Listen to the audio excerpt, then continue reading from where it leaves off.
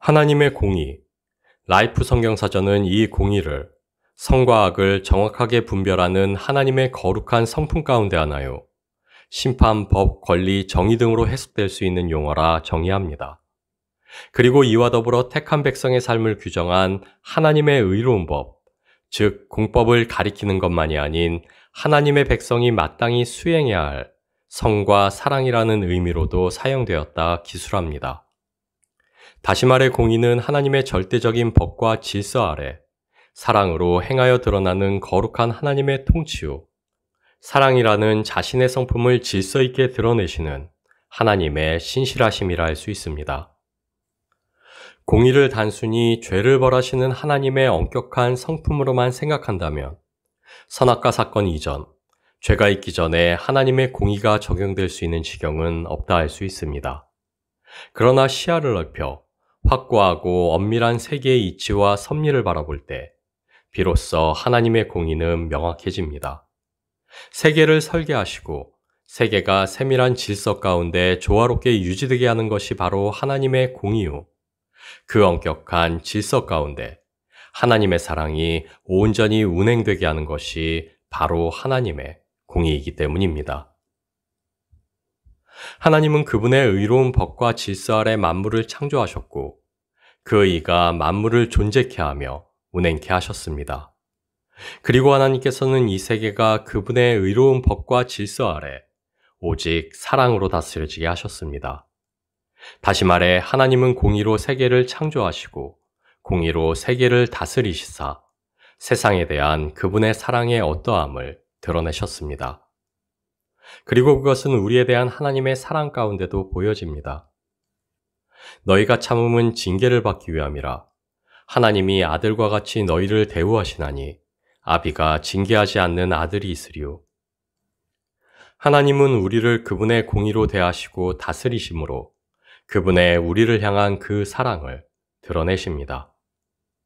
로마서 10장 2절에서 4절 말씀입니다.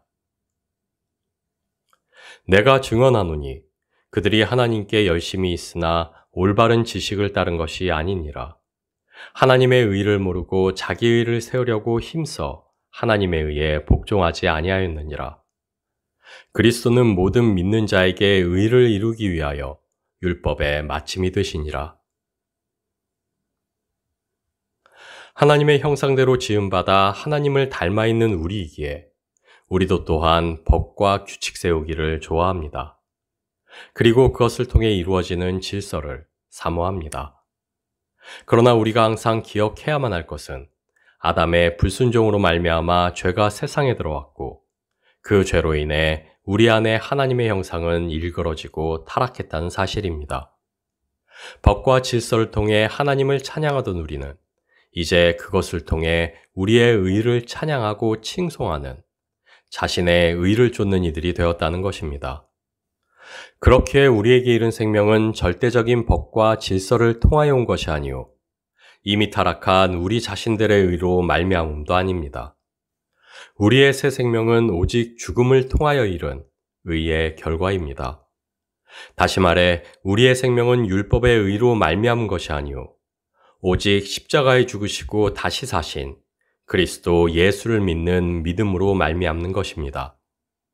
우리의 죽음에 함께하사 마침내 생명으로 역사하시는 하나님. 그것이 그리스도의 십자가요 부활이기에 그래서 우리의 신앙은 죽어야만 사는 신비로 우리를 인도합니다. 죄책과 징벌을 통한 죽음에 이르러 마침내 생명을 갈망케 하는 그 회개로 우리를 이끌며 생명으로 살게 하는 그 믿음에 닿게 합니다. 그리고 이러한 우리의 신앙을 명확히 보여주며 십자가의 예표가 되는 말씀을 기록하고 있는 것이 바로 오늘의 본문 말씀이라 할 수 있습니다. 모세와 함께 애굽을 떠나왔던 1세대들이 모두 땅에 엎드러지고 출애굽 당시 아직 성인이 되지 않았던 이들과 광야에서 태어난 이들로 이루어진 다음 세대만이 가나안 땅에 들어갈 수 있는 자격을 얻게 됩니다. 그들은 출애굽 1세대와 달리 온전한 하나님의 돌보심 가운데 그 손길을 경험하며 자라난 세대였습니다. 애굽의 종교와 문화와 양식의 영향 아래 있던 1세대와 달리 애굽의 영향력에서 벗어나 하나님이 주신 율법과 제의로 교육받으며 유일신앙의 단단함으로 성장한 세대였습니다. 그리고 그에 걸맞게 하나님의 명령에 전적으로 순종하는 모습으로 그들은 요단강의 기적과 여리고성 함락을 이루어내게 됩니다.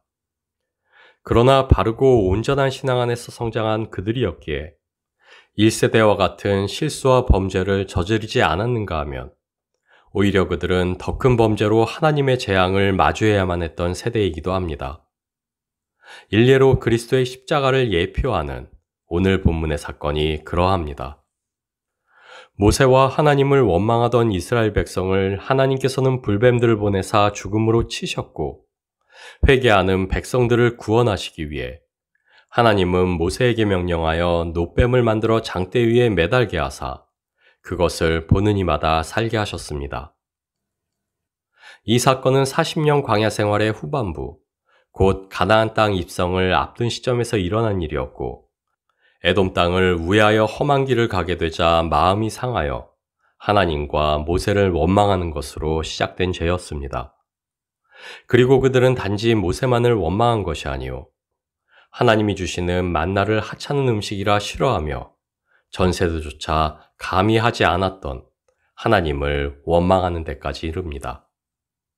신앙 안에서 어쩌면 1세대보다 성숙했던 2세대들이었으나 아이러니하게도 그 신앙의 성숙만큼이나 그들의 악함과 불경함도 전 세대를 능가하고 있었습니다.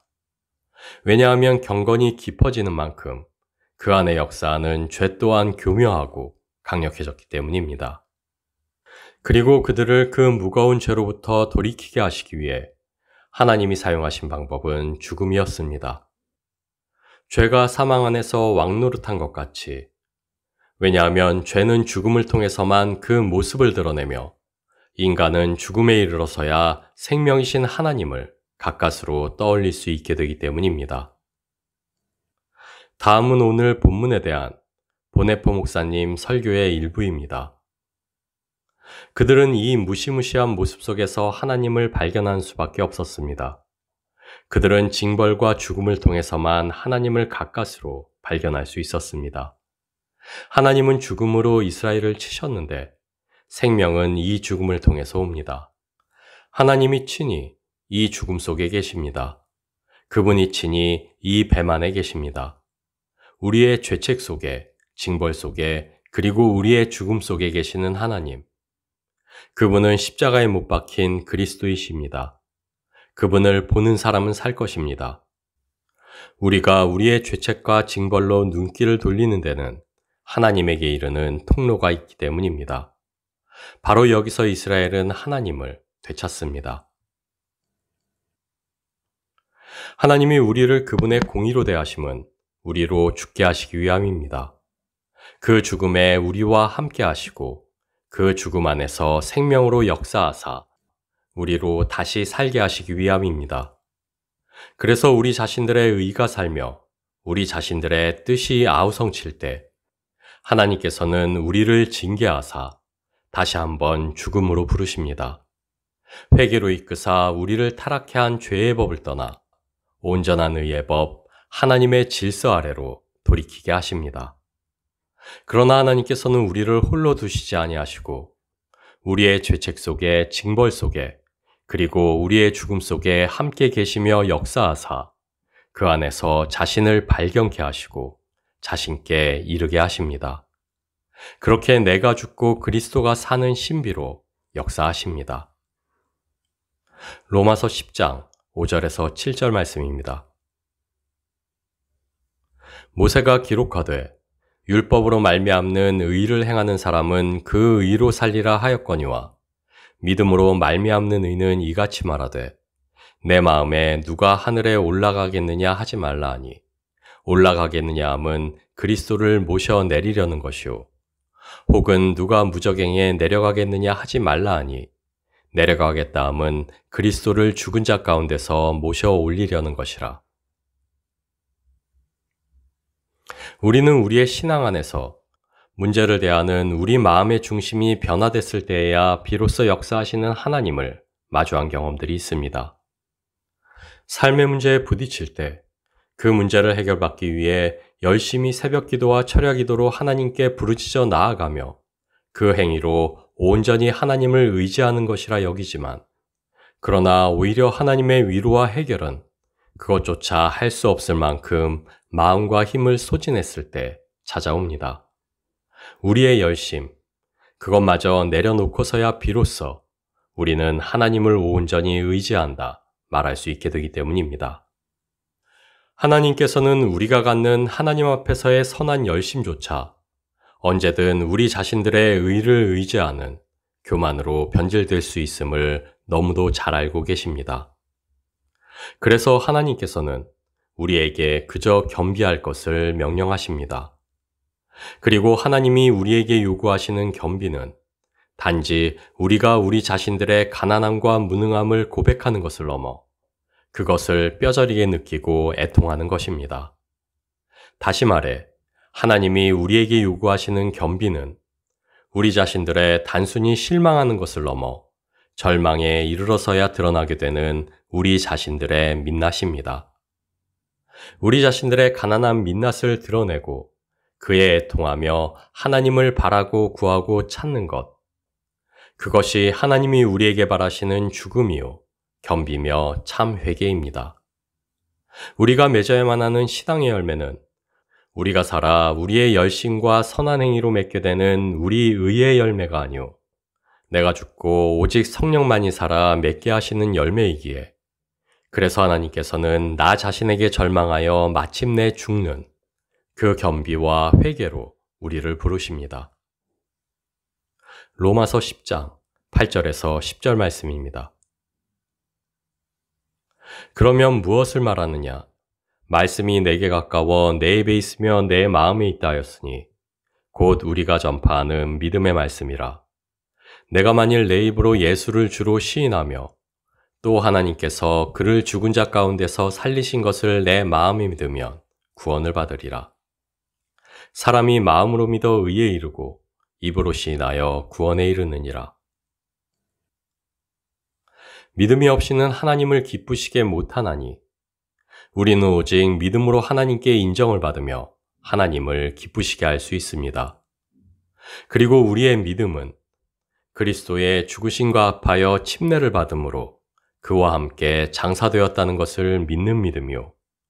만일 우리가 그리스도와 함께 죽었으면 또한 그와 함께 살 줄을 믿는 믿음입니다. 다시 말해 우리의 신앙은 우리가 그리스도와 함께 십자가에 못 박혀 죽었다는 것을 사실로 믿는 것이요.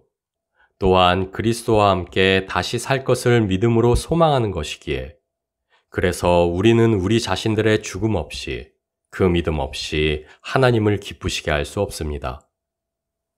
너희 몸을 하나님이 기뻐하시는 거룩한 산 제물로 드리라. 그래서 사도 바울은 하나님이 기뻐하시는 우리 신앙의 어떠함을 우리 자신들이 거룩한 산 제물이 되어 올려지는 것으로 묘사합니다. 왜냐하면 하나님의 법에 살아있는 채로 드려지는 제물은 없으며 오직 죽음을 통과한 제물만이 제단 위에 올려지고 태워져 하나님을 영화롭게 하기 때문입니다. 우리 자신들의 죽음 없이, 그 믿음 없이 우리는 거룩한 제물로 올려질 수 없기 때문입니다. 우리는 스스로 법과 규칙을 세우고 그것을 지키며 그것이 하나님이 기뻐하시는 의라 여기고 우리 믿음의 증거라 여깁니다. 그래서 주의를 칼같이 지키고 11조에 철저하며 교회 봉사에 열심을 냅니다. 그러나 우리 주님께서는 우리로 죄를 짓지 말라 명령하시지 않고 구원을 위해 착한 일들로 공로를 쌓으라 요구하시지 않으셨습니다. 오직 한 가지, 우리가 서로 사랑할 것을 명령하셨습니다. 그래서 하나님이 우리로 의롭다 하실 법은 오직 하나, 내가 너희를 사랑한 것 같이 너희도 서로 사랑하라는 주의 계명뿐입니다. 그것이 우리를 믿음으로 살게 하는 유일한 명령이요 법이기에, 그리고 믿음은 언제나 우리의 죽음을 전제로 하기에, 그래서 하나님께서는 무엇보다 먼저 공의로 우리를 다스리시고 우리로 죽음에 이르게 하십니다. 우리 주 예수 그리스도의 죽음을 통하여 그분의 모든 뜻을 이루신 것처럼 우리의 죽음을 통하여 역사하사 자신의 뜻을 이루어 가십니다. 우리로 겸비케 하시고 우리 안에 성령이 주인 되게 하사 그분의 사랑으로 채우시고 그 사랑으로 사랑할 수 있게 하십니다. 요한 1서 4장 9절 말씀입니다. 하나님의 사랑이 우리에게 이렇게 나타난 바 되었으니 하나님이 자기의 독생자를 세상에 보내심은 그로 말미암아 우리를 살리려 하심이라. 공의로 만물을 창조하시고 다스리시는 하나님이십니다. 하나님의 그 공의가 그 아들을 십자가에 달려 죽게 했고 하나님의 그 공의가 그 죽음 안에서 역사하여 새 생명이 움틀 수 있게 하였습니다.